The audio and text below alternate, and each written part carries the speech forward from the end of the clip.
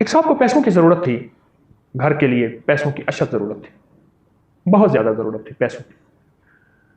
تو وہ بہت کوشش کی، سوال کر نہیں سکتا تھا، مانگنے کا مزاج تھا نہیں. یہ نفل بتا دیا اس کو کہ یہ نفل پڑھ اللہ سے مانگ، یہ نفل پڑھ اللہ سے مانگ. پڑھتا رہا، روتا رہا، 2 رکعت نماز نفل. اس کے بعد 3 دفعہ سورۃ یاسین پڑھ کے گڑ گڑا کے اللہ سے دعا کرتا رہا، مانگتا رہا، پڑھتا رہا. روزانہ پڑھیں، صبح شام پڑھیں، روزانہ پڑھیں، پڑھ یقین سے پڑھیں، توجہ سے. قدرت کا نظام دیکھیں، کچھ ہی مہینوں کے بعد اس کے بھائی نے کبوتر رکھے ہوئے تھے. کبوتر رکھے ہوئے تھے. وہ کبوتر بھی رکھتا تھا، خیال بھی نہیں رکھتا تھا. یہ بیچارہ ان کو دانہ ڈالتا تھا. یار معصوم ہیں، بے زبان ہیں. میرا ایک گمان ہے کبوتروں کی دعائیں بھی ساتھ شامل ہوئی، بے زبان کی دعائیں چلتی ہیں. اور کبوتر پالیں کبھی نہ، وہ تو اس نے بھائی نے پالے تھے اور وہ ترس کھا کے ان پہ دانہ ڈالتا تھا. تو کبوتر کا شور سنا اس نے. جو کبوتروں کا شور سنا تو کبوتروں کا جو ہے وہ چبوترا بہت اونچا بنا ہوا تھا اوپر، اس کا ڈربا جالیوں والا. تو وہاں بلی کا جانا گمان نہیں تھا.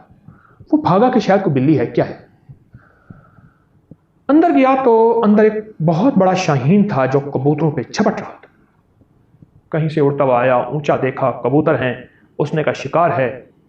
کچھ اس نے زخمی بھی کر دیے تھے، مار بھی دیے تھے. اس نے جا کے کیا کیا، وہ دروازہ تو کھلا ہوا ہوتا تھا، کبوتر اڑتے تھے اور پھر آ کے بیٹھ جاتے تھے. بلی کا وہاں جانے کا گمان ہی نہیں تھا.